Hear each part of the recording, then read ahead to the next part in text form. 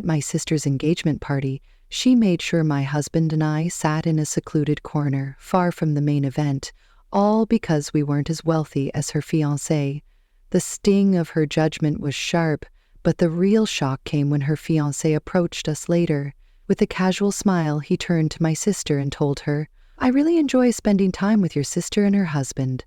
Veronica's face went pale. It was a rare moment, and I could see the facade of perfection she worked so hard to maintain starting to crack. My sister, Veronica, is without a doubt one of the most two-faced people you'll ever meet.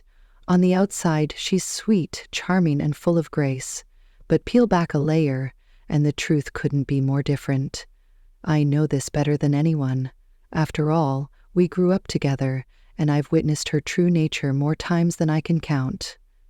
Our upbringing wasn't easy. We were raised in a poor working-class family, and like many children in similar situations, we were forced to adjust to a life that was far from ideal. Compromise was ingrained in us. Whether it was sharing a single, worn-out blanket during freezing winters, going to bed with growling stomachs more nights than we'd like to admit, or learning to make do with second-hand clothes that never quite fit right. But Veronica, despite all of this, always seemed determined to rise above her roots, no matter who she had to step on to get there. Our childhood was filled with struggles and sacrifices, and as much as I hated our broken-down house with its leaky roof and creaking floors, I know Veronica despised it just as much. However, our ways of dealing with this shared hardship couldn't have been more different. I chose to channel my frustration and desire for a better life into hard work. I poured everything I had into my studies, determined to escape the cycle of poverty we were trapped in. Despite countless challenges, I earned a scholarship to a prestigious university, something that felt like a miracle at the time. That scholarship became my ticket to a brighter future, a good education that led to a stable, high-paid job. Once I was well settled in my life, I turned my focus back to my family. It was important to me that our parents, who had sacrificed so much for us, could finally enjoy a more comfortable life. I helped them move out of that dilapidated house and into a better living situation. But Veronica, she took a very different path. While I focused on hard work and self-reliance, she leaned into her looks, charm, and cunning nature. Veronica has always known exactly how to use her beauty and wit to her advantage, especially when it comes to getting men and using them. Her whole life, she has constantly jumped from one relationship to the next, as if she can't bear the thought of being single for even a moment. Her strategy is simple but effective. Find a man who can give her what she wants, whether it's financial stability, luxury items, or a place to live. She has mastered the art of securing it all through relationships. I've never seen her struggle to pay her bills or worry about where her next meal will come from, because she always has someone taking care of it for her. Her most recent relationship was with a rapper who not only paid for her bills, but also lavished her with expensive shoes and designer clothes, and even gave her a place to stay rent. She seemed to have it all in that arrangement. But as with most of her relationships, it ended in chaos. The relationship came crashing down when the rapper caught her cheating on him with one of his house staff, no less. He was understandably furious, and when things fell apart, Veronica did what she always does. She ran to me for help. She showed up at my doorstep, distraught and desperate, asking to stay until things calmed down after her breakup. Despite my frustration and the obvious mess she had created for herself, I couldn't turn her away. That's just the kind of relationship we have. She always turns to me in times of trouble, and I, being the elders, always find it hard to say no. She ended up staying at my house for a month, lying low and avoiding the fallout of her latest drama. During that time, my husband made it clear how much he disliked the situation. He's well aware of Veronica's tendencies and has never been a fan of her drama-filled lifestyle. Still, he knows better than to argue with me when it comes to helping my sister. He grits his teeth and puts up with it, knowing I have a soft spot for her despite her endless antics. You'd think that after all the times Veronica has come running to me for help, she would at least show a bit of gratitude towards me, but no, that's not who she is. You see, Veronica has always been jealous of me. She seems to harbor this deep-seated resentment towards me. It's as though she can't stand the fact that my life is better than hers. She also hates the fact that I found myself such a good, loyal husband. She's even told me outright that she finds it really unfair that I live such a stable and comfortable life without ever worrying about money. What she doesn't understand is that I work so hard to get where I am. She hates hearing about how my husband takes me on fancy vacations every year, and she never misses an opportunity to remind me that she thinks I don't deserve any of it. Just for some context, unlike me, my husband comes from a very wealthy family. But you'd never guess it by looking at him. Him and I met at a conference where he was a guest speaker. At the time, he looked so simple and humble, which is what attracted me to him. He doesn't flaunt his wealth. No designer suits, no flashy cars, and no expensive watches. He once told me that showing off wasn't his style, and that mindset is part of what made me fall for him. When we started seriously dating, I realized the extent of his wealth. Despite his family wealth, he had also quietly built a fortune for himself through years of smart decisions and hard work. Anyways, even after I married my husband, we've made it a point not to broadcast his wealth to my family. Yes, we moved into a larger house, but we kept most other aspects of our life understated. Apart from helping my parents and occasionally Veronica when they truly need it, we rarely talk about money or make our financial situation obvious. My husband believes in living modestly, and I respect that. She already feels entitled to our help, and if she fully understood the extent of my husband's wealth, she'd likely see us as her personal safety net. So after her relationship with the rapper ended, I assumed Veronica would take some time to reflect and chill, maybe even stay single for a while. But no, in true Veronica fashion, she quickly found herself another man. This time, though, things were different. Or at least they seemed that way at first. Her new guy, James, was a senior account manager at his company, someone who had built a solid career and was doing quite well for himself. At first, to be honest, I thought he was just a rebound, someone to fill the gap until her next conquest. But then, Veronica surprised all of us by actually getting serious about him. She bragged about his sports car and rich parents all the time. Then one day she invited my parents and me to have lunch with James, where we could officially meet him. According to her, James was somewhat rich and very important, and she wanted to secure her future by locking him down. She was very open about the fact that she wanted a part of his wealthy lifestyle. As if that wasn't bad enough, before James arrived at the lunch, Veronica explicitly told us not to mention anything about our poor childhood years, and instructed us to act as though we came from a family with good money and status. She told us that she had lied to James about our background, as she didn't want him to know exactly how poor we used to be. She also forbade us from talking about any of her exes, and claimed that she had told James that she had no experience in relationships. I was appalled. Basically, she had lied to James about everything, and she wanted us to keep up the facade just so she could marry this rich boy. I didn't want to lie to James. That guy deserved to know the truth, but Veronica argued that once she was married to him, she would tell him everything. Until then, she insisted it was her decision to make. During the lunch with James, it became clear just how smitten he was with Veronica. Despite only knowing her for 7 months, he seemed utterly devoted to her.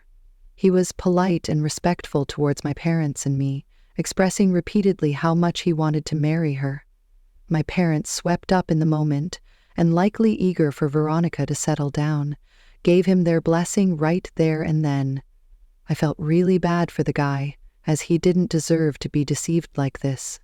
Not even a week passed before they officially announced their engagement. Yes, you read that right. My relationship-hopping sister, the woman who never seemed to stay with one man for long, was planning to get married to this guy. At first, I let myself believe it was a genuine change. Maybe she had grown up, learned from her past, and found real love with James. I was happy for her, truly I was. I even allowed myself a sliver of hope that this could mark a turning point in her life. Veronica seemed over the moon about the whole thing.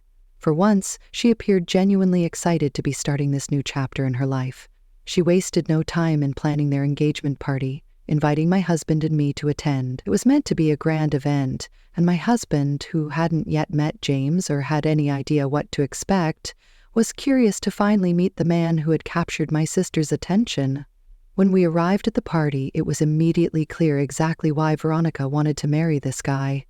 James had spared no expense for their engagement party.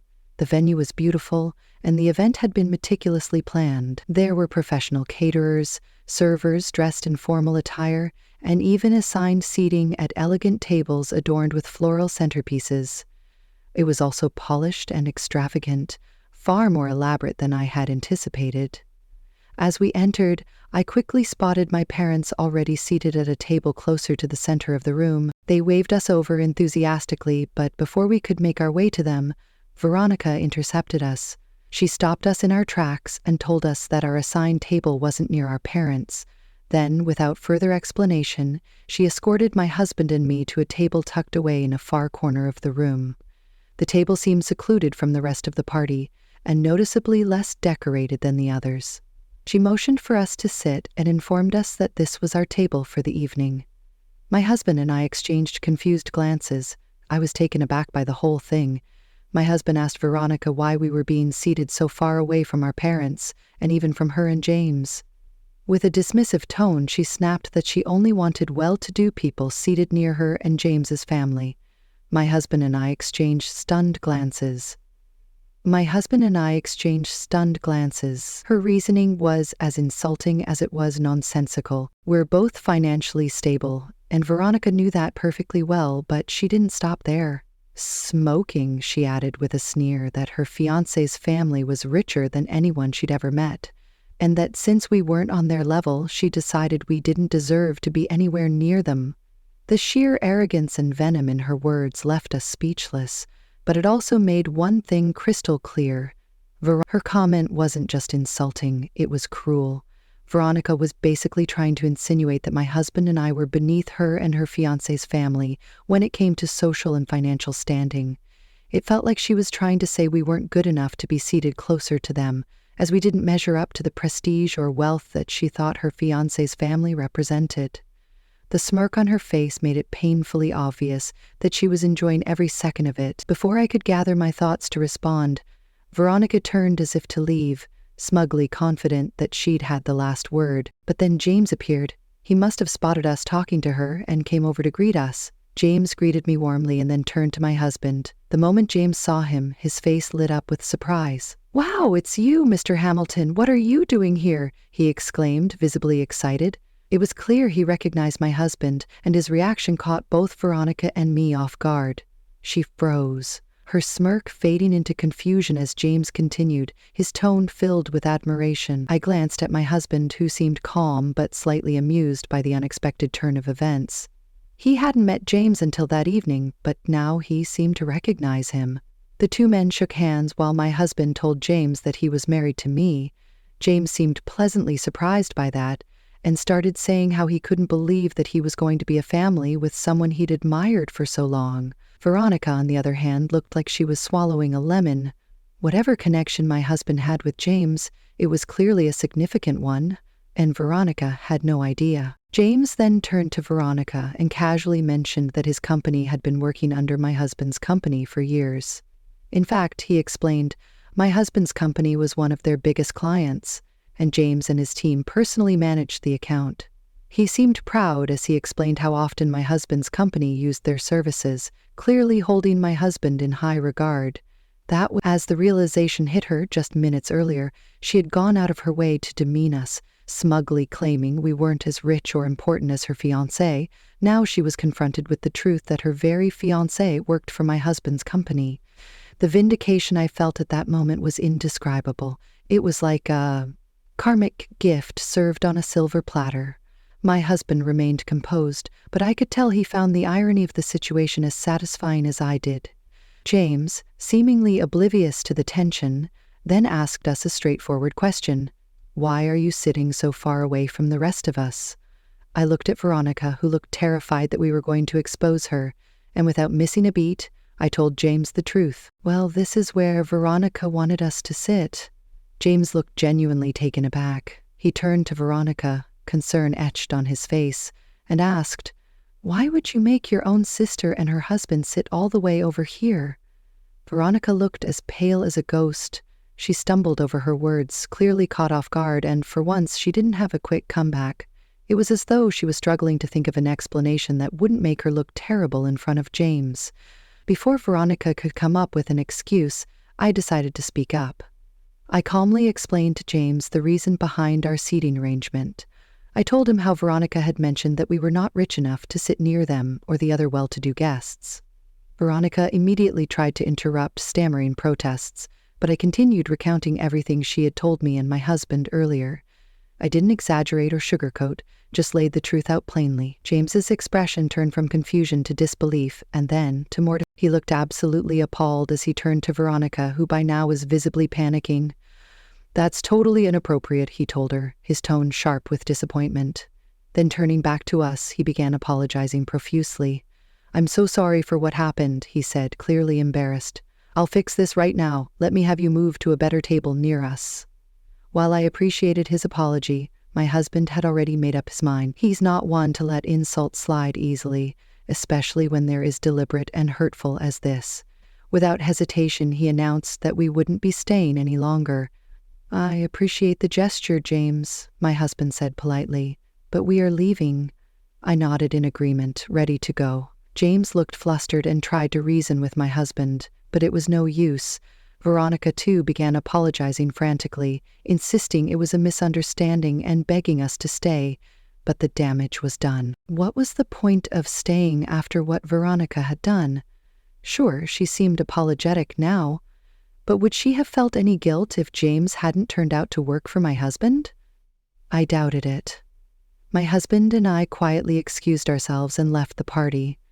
Instead of dwelling on the negativity, we decided to turn the evening into something positive.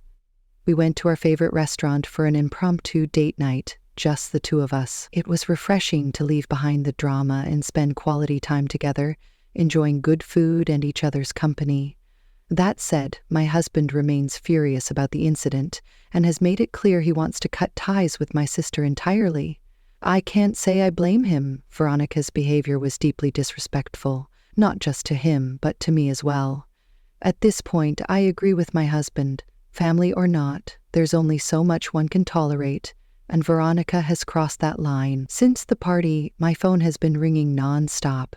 It feels like everyone suddenly has an opinion about what happened without even knowing the full story. My parents, along with some relatives who were present, seemed particularly upset.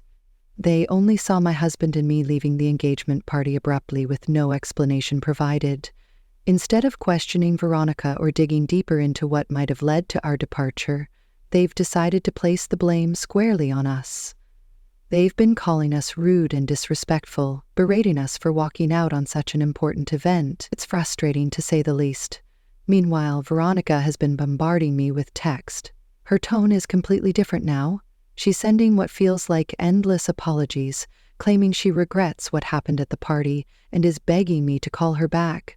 A sap. Apparently James is furious with her and they've had a big fight over the incident. He's insisting that she make things right with us, which I suppose is why she's suddenly so remorseful. AITA. Thank you for the hundreds of comments I've received from everyone. I agree with most of your comments that my sister needs to be taught a lesson in humility. If I accept her apology, she will never learn her lesson. She's only apologizing now because she's afraid of losing James, not because she's actually sorry for the way she treated me and my husband. This isn't about reconciliation for the sake of family. It's about her trying to save face before her fiancé turns his back on her and ends their relationship. Also, I agree with some of the comments that James deserves to know the full truth about my sister and her true behavior before he makes any deeper commitments. It's important that he understands what kind of person she is, especially if she's planning to spend the rest of her life with him. And while I'm not one to meddle in their personal life, I can't stand by and let her manipulate everyone around her, especially when she's hurt me so deeply. My husband and I have decided to take matters into our own hands. We've invited James to our place for lunch. He has actually been reaching out to my husband, apologizing profusely for the situation, so we think sitting down and having a face-to-face conversation about this will be better. I feel like it's time for him to hear the whole truth, not just the version Veronica has been feeding him. Earlier this week, I also took the time to speak with my parents. about everything that went down at the engagement party. I explained the whole situation in detail, making sure they humiliated us. They were horrified when they heard the full story, and I could tell it really shook them to realize how their daughter had treated me and my husband. My parents, especially my mother, were deeply regretful for judging us before knowing the whole story, and they immediately apologized to me. Since then, my parents have assured me that they are going to set the record straight with the rest of the family. They want to make sure that no one else, especially relatives who might not have witnessed the event firsthand, blames me for what happened. They understand now that the problem wasn't me, it was Veronica's behavior. My parents have promised to talk to the rest of the family to clear up any misunderstandings. I appreciate their support. Sorry for such a late update. James came over to our place this week. He apologized again for how Veronica had treated us at the engagement party, acknowledging how wrong it was for her to try and humiliate us. He told us that he wouldn't have never let her go through with this if he had an idea that she was going to treat us this way. James pleaded with my husband, asking him not to bring this up to his boss, as it could seriously jeopardize his career. My husband reassured James that despite how my sister had insulted us, their business partnership would remain unaffected. James seemed visibly relieved by that, and I appreciated my husband's calmness in the midst of all this drama. Once that was settled, I took it upon myself to be completely transparent with James about who my sister really was. I didn't want to meddle in his relationship, but I felt he had every right to know the truth about Veronica's past. He needed to understand what kind of person she was before making any long-term commitments. I told him everything. How she had been in and out of prisons, how she had a string of shady exes, how she has never had a job, and how she constantly came to us for money.